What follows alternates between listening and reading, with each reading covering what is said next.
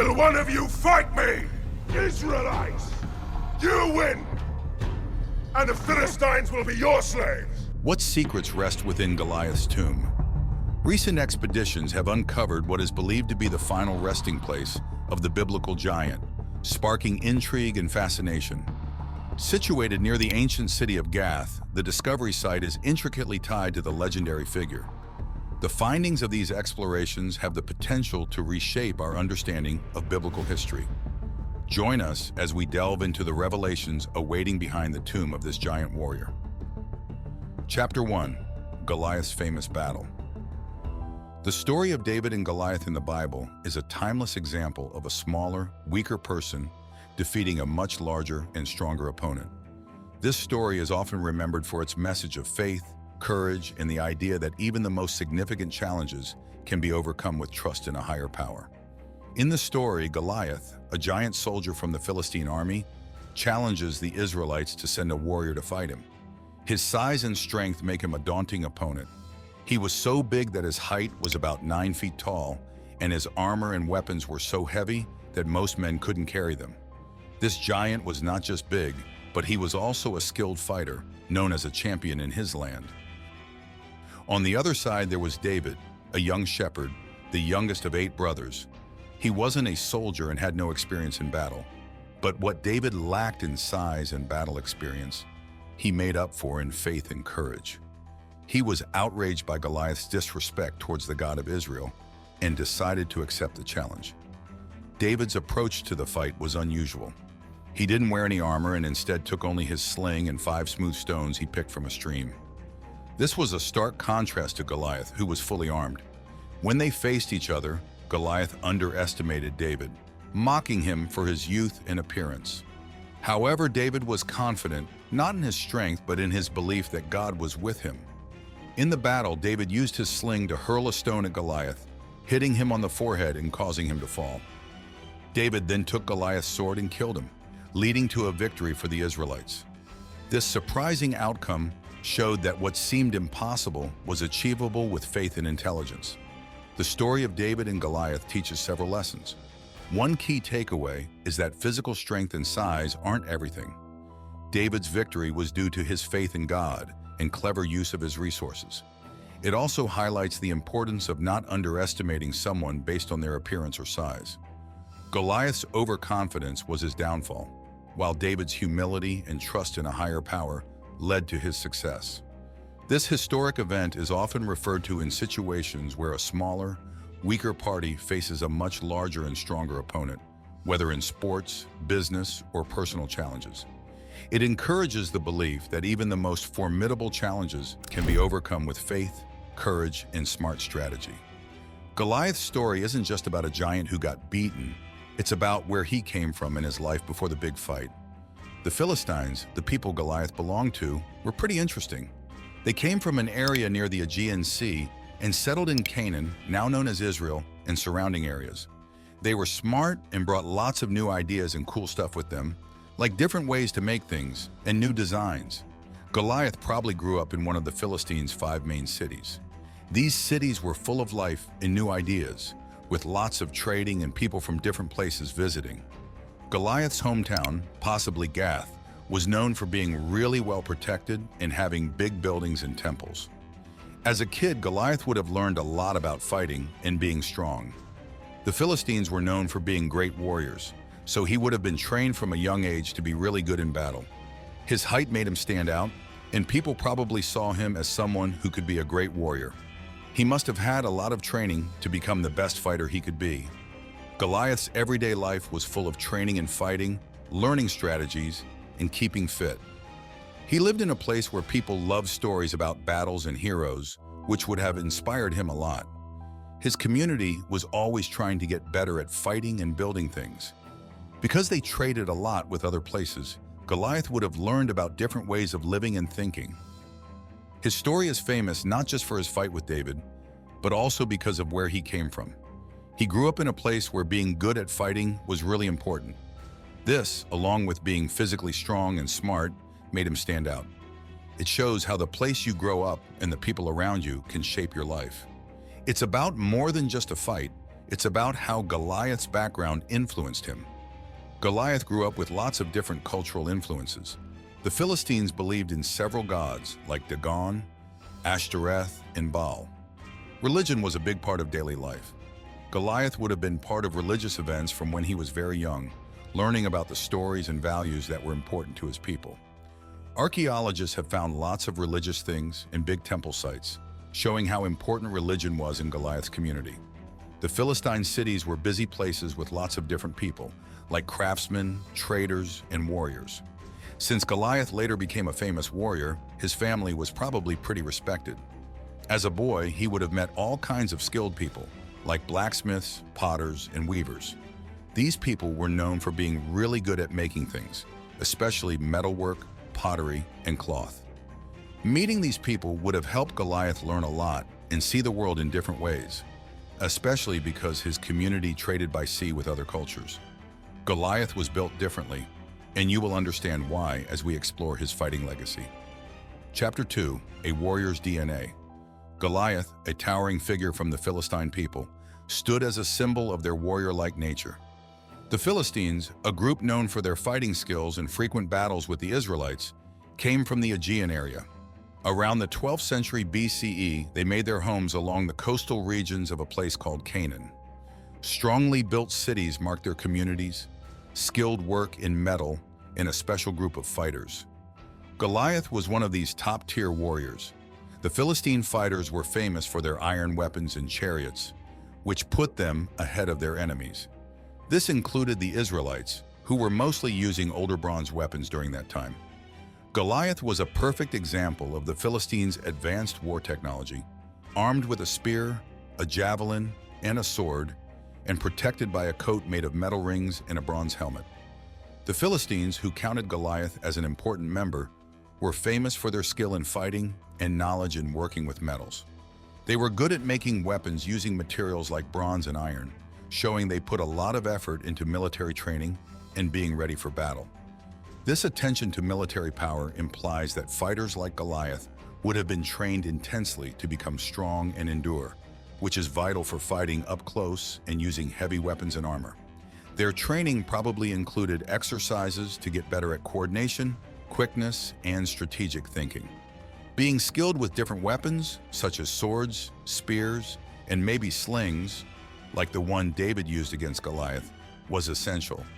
They might also have learned how to fight as a group and practiced close combat techniques, which were key for the battles of their time. Archaeological discoveries like big buildings and signs of organized cities among the Philistines show a society that was well-structured and put resources into training and supporting their fighters. The Philistines' skill in metalwork not only gave them better weapons, but also shows a culture that prioritized and invested in its military strength. The story of Goliath also gives us insights into how wars were fought back then. Goliath's call for a one-on-one fight was a usual tactic in wars of that era. It was a way to prevent many deaths by having just two fighters, each representing their army, battle it out.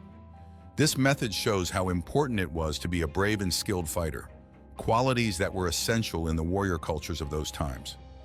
Back then, fighting was a normal part of life. It was deeply rooted in the culture and the way countries like Israel, Egypt, Philistia, Assyria, Babylon, and Persia managed their affairs. Wars were not just about grabbing land or protecting it. They were also about religious beliefs and ideas. The armies from these countries had different kinds of weapons. They had close-range ones like swords and spears, medium-range ones like javelins, and long-range ones like bows and slings. They also had protective gear like helmets, shields, and armor, which were very important. The way these ancient armies planned and fought battles was quite clever and varied. They had to think about many things, like the time of year, having enough food, and how to move soldiers over long distances. For example, the Assyrian army, which liked to scare its enemies before fighting, had to make sure they had lots of grain for their horses when they were training or on a mission. A really interesting part of their way of fighting, which we see in the David and Goliath story, was how sometimes they would let just two soldiers fight to decide a bigger battle. This was to avoid many people dying in a full-on fight. This shows how much they valued bravery and being good at fighting, which were big deals in those days. But wars back then had a really harsh side too. After a battle, the winners would often steal things, take people as prisoners, and be really harsh to those they defeated. This shows how tough and unforgiving life was back then, where often the strongest had the most power. It's important to remember that even though the Bible gives us some ideas about these wars, it doesn't tell us everything about their battle plans, weapons, or fighting ways. We learn more about this from things found by archaeologists, like old pots, coins, and paintings in tombs. These discoveries help us know more and see better what things were like back then. You see, Goliath was from a very special community. Chapter 3. Goliath's winning culture. In Goliath's hometown, education was about preparing young people, especially boys, for their societal roles. For someone like Goliath, this meant learning a lot more than just how to fight. He had to learn about planning strategies, leading people, and how to talk and negotiate with others. His people, the Philistines, often had to deal with fights with their neighbors, like the Israelites. So they thought it was just as important to be smart in fighting as it was to be strong. To win battles, you needed clever plans and the ability to guess what your enemy might do next. This way of teaching made sure that Goliath and his friends were not only strong physically, but also sharp-minded and able to lead and make good choices when there was trouble. Their education covered a lot of different areas. They learned about fighting, but also about how to talk things out and be good leaders. Goliath learned not only how to be a strong fighter, but also how to handle problems without always having to fight. It was important for him to know a bit of everything. This helped prepare him for the different challenges he would face when he grew up. He learned to be flexible, think ahead, and get used to new situations. This made him well-liked and respected, both in battles and in everyday life. Goliath also grew up in a place that liked learning from different cultures and points of view. This taught him to respect different ways of thinking and living. The Philistines used to talk and trade with people from faraway places, and this gave Goliath a way of looking at the world that was unusual for his time. This wide view of the world affected how he fought in wars, using tactics from different cultures, and how he acted in peaceful times, choosing understanding and working together over fighting. So Goliath's story is about more than just being strong and good at fighting. It's also about growing smarter, appreciating different cultures, and looking for wisdom in both war and peace. If we look closer at Goliath's daily life, we see how important his diet and exercise were in making him the famous warrior he is known for. The Philistine area was very good for growing food, so they had lots of different things to eat, like grains, fruits, vegetables, and meats. This variety of food made sure that Goliath and his people got all the nutrients they needed to be healthy and strong. Experts who study old things in history think that the Philistines knew a lot about what to eat and how to stay healthy, which helped them be strong and fit. Goliath especially would have eaten well, and along with tough physical training, this helped him grow into the big, strong warrior seen on the battlefield. The Philistines believed in teaching about lots of different things, from fighting skills to knowing about society and economy. This wide range of learning prepared Goliath for many roles in his community, including being a diplomat and a trader. This shows that the Philistines had a smart understanding of how the world works and how everything is connected. They knew eating well and exercising regularly was important as part of this all-around education. Their land's rich variety of food helped them in their physical training and was a sign of how well they could grow crops. This good food and strong training were the base for Goliath's impressive physical power. Moreover, this way of living highlighted how important it is to take care of your overall health to be truly great. Goliath's routine would have included exercises for the body, but also activities that helped his mind and spirit. Being part of the community and taking on different roles helped him get better at leading and understanding people. The Philistines' varied diet was key in supporting their busy and demanding lives. Goliath's food was probably carefully chosen to help him grow strong muscles, give him energy, and keep him healthy with vitamins and minerals from fruits and vegetables. Now, was Goliath the only giant around? Chapter 4. The Giants. Goliath's early years were filled with a wide range of exciting experiences. Every day brought him new adventures and learning opportunities. As a young boy, he would have been captivated by the amazing stories of ancient heroes and gods that the older people in his community told by the fire. These tales were about the mysterious history of the Philistines and were not just for fun. They were an important part of their culture, teaching young people like Goliath to be brave, strong, and honorable. He would have been especially interested in the stories of the Nephilim, a group of giants said to be born from gods and humans, because there were rumors in Gath that he might be related to them. The streets of Gath were always full of activity, and this is where Goliath spent a lot of his time. He would have seen and taken part in big community meals, where the smell of cooked meat filled the air and music played in the background. These events were about more than just enjoying food. They were crucial for making the community feel connected.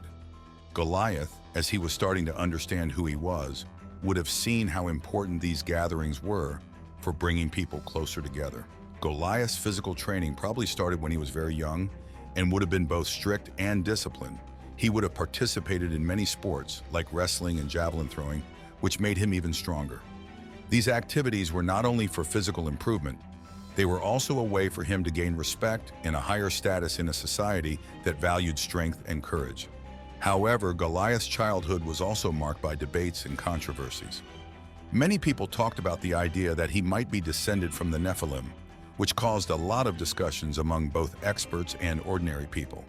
Some thought that his incredible size and strength came from this divine heritage, a blessing from the gods. Others were more skeptical, thinking that his characteristics were just due to normal genetic differences. This debate added an air of mystery to Goliath, making people both admire and wonder about him. Furthermore, the Philistine society, which might have had roots in the Aegean region, was a mix of different cultures. This diversity was evident in their art, language, and customs, showing influences from places as far away as Greece and Lydia. The idea that Goliath's name might be connected to the Lydian king Goliaths, as some historians like Herodotus have suggested, points to an interesting blend of cultures. This mix of different cultural influences probably had a big impact on how Goliath saw the world, exposing him to a variety of beliefs and practices. As Goliath became an adult, all these different influences, the strong community ties from festivals and feasts, the demanding physical training, the stories about his possible divine heritage, and the rich cultural background of the Philistines, all came together to shape him into a very impressive person, both in size and character. His life, filled with layers of history, myth, and cultural mixing, tells a story that is as complex as it is fascinating. It secures his place not only in history, but also in the world of legends. Next, we explore the legends and truths of Goliath's origins. Chapter 5. Facts or just a myth? The story of David and Goliath, found in the Bible, is a deep and meaningful tale with lots of different ways to interpret it. The main story is in 1 Samuel chapter 17. Here David, a young shepherd boy, confronts Goliath, a giant warrior from Philistia. David is young and not trained in battle, but he has a lot of faith in God and is good with a sling, a simple weapon. He uses this sling and a stone to beat Goliath. David's win is not just about beating a big enemy in a fight, it's also about how strong faith can help someone overcome huge challenges. Goliath is shown as a very scary fighter who dares the Israelites to send someone to fight him. David decides to fight Goliath because he believes in God and feels it's his duty. He chooses not to wear the heavy armor King Saul offers him, instead trusting in his sling. The most exciting part of the story is when David beats Goliath by hitting him in the head with a stone from his sling, making him fall over, and then using Goliath's own sword to finish the fight. The story of David and Goliath isn't just about a fight, it's full of deeper meanings. People often see it as a story about good against evil, or a brave underdog facing a mean bully. David's win shows that having faith, being brave, and doing the right thing can win against even the strongest and scariest enemies. There are also other ways to tell this story. In another part of the Bible, 2 Samuel chapter 21 verse 19, it says a man named Elhanan, son of Jaare-Oregim, killed Goliath. This has made some people wonder and argue about the story. Some think this might be a different Goliath, maybe related to the one David fought. Others think that maybe the story got changed a bit when it was written down or translated. There are also interesting ideas about this story. For example, Malcolm Gladwell in his book David and Goliath suggests that Goliath's huge size might have been because of a medical condition that also made his vision bad. This means David might have had an advantage because Goliath couldn't see well. This idea makes us think differently about the story, suggesting that what seemed like Goliath's biggest strength was also a weakness. In religious and cultural stories, David beating Goliath is often seen as a symbol of hope in the little guy winning against big odds. It's a story that encourages people who are facing really tough situations. It gives them hope that they can overcome big challenges with faith, bravery, and determination. This story is still meaningful today in many areas of life, from personal struggles to big social and political issues. Now let's uncover some controversial findings about this giant warrior. Chapter 6. Tallest man on earth. For hundreds of years, people have been fascinated by the story of Goliath from the Bible. This story has led to many different ideas and discussions. Originally, Goliath was shown as a very large man, and his tallness was a key part of who he was. But new studies and discoveries from the past have brought different ideas to this story, making people question what they thought about how tall Goliath really was and what his size meant. In the Bible, the height of Goliath is not always the same, depending on the version you read. A big question is about the size of a cubit, an old way to measure length. A cubit might be between 18 to 21 inches long, so Goliath's height could be between 9 and 11 feet. If this is true, he would be taller than famous tall people like Shaquille O'Neal and Robert Wadlow. But other sources, like the writings of a historian named Josephus in a newer translation of the Bible called the New English Translation, which is based on early Greek versions, say Goliath was about 6 feet 7 inches tall. The Bible also hints that Goliath could be from a group of giant warriors called the Anakim. These warriors were from Canaan and were known for being very tall and strong. For example, when spies from Israel went to the Promised Land, they saw a people great and tall, which could include the Anakim. Goliath was from a place called Gath, which was one of the cities linked to the Anakim. This might explain why he was so big. In more recent times, people like Malcolm Gladwell, in his book David and Goliath, have thought that Goliath might have had health conditions like gigantism or acromegaly. These conditions happen when your body makes too much growth hormone, causing you to grow very big. They can lead to a large body, big organs, and a deep voice, which might have made Goliath seem even more scary. But these conditions can also cause problems like arthritis, heart issues, and trouble with seeing, which might have made it hard for Goliath to fight. It's also important to understand the Philistines, the group Goliath belonged to. They were people who came from the Aegean Sea and moved to the coast of Canaan around the 12th century BC. They were known for being good at making iron weapons, having new technology, and using strong military strategies.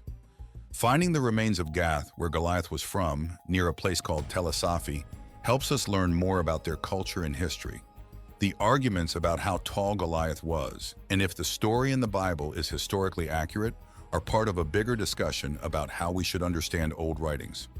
Some people think we should take these stories exactly as they are written, while others believe that parts of the story, like Goliath's height, might be more about what they symbolize. They think his height could represent his power and the fear he caused in others.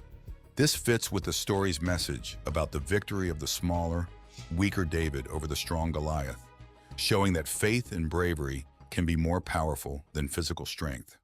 The story where David battles Goliath is found in the book of Samuel in the Bible. This book aims to narrate the entire history of Israel as one continuous tale. However, within this narrative, there are inconsistencies in parts that seem to have been added later. These additions might have happened after the Israelites were forced to leave their land. Due to these factors, scholars often have intense discussions. They argue about the factual accuracy of the story and the way it was compiled. Besides Goliath, the Bible mentions other enormous individuals, like the Rephites and the Anakim.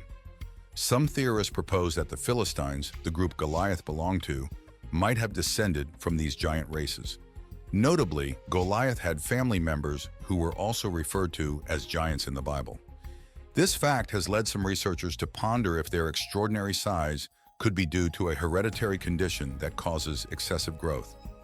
Despite the ongoing debates about Goliath's actual size or the literal truth of the narrative, the story's underlying message remains impactful. It centers on the power of faith and courage in overcoming daunting obstacles. This theme resonates across various religions and philosophies. It speaks to the human experience of facing significant challenges and persevering, even under seemingly impossible circumstances. In our attempts to understand Goliath and other iconic figures from ancient tales, we often draw parallels with real historical figures. We do this to grasp what these characters might have signified to people in the past.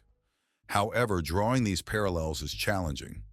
The difficulty arises because these narratives blend actual historical events with myths and legends. As a result, it becomes complicated to distinguish between factual history and fictional storytelling. Expanding further, the Book of Samuel, like other ancient texts, is more than just a record of events. It's a reflection of the beliefs and values of the people who wrote it. The stories, including that of David and Goliath, were passed down through generations, likely changing and evolving with each retelling. This process of storytelling adds layers of cultural and spiritual significance to the narratives, making them more than just historical accounts. In popular culture and religious teachings, his size and strength symbolize the seemingly insurmountable obstacles we face in life. David's victory over Goliath is often interpreted as a metaphor for overcoming great odds through faith, intelligence, and determination. How does he compare to other biblical figures, such as Samson or David?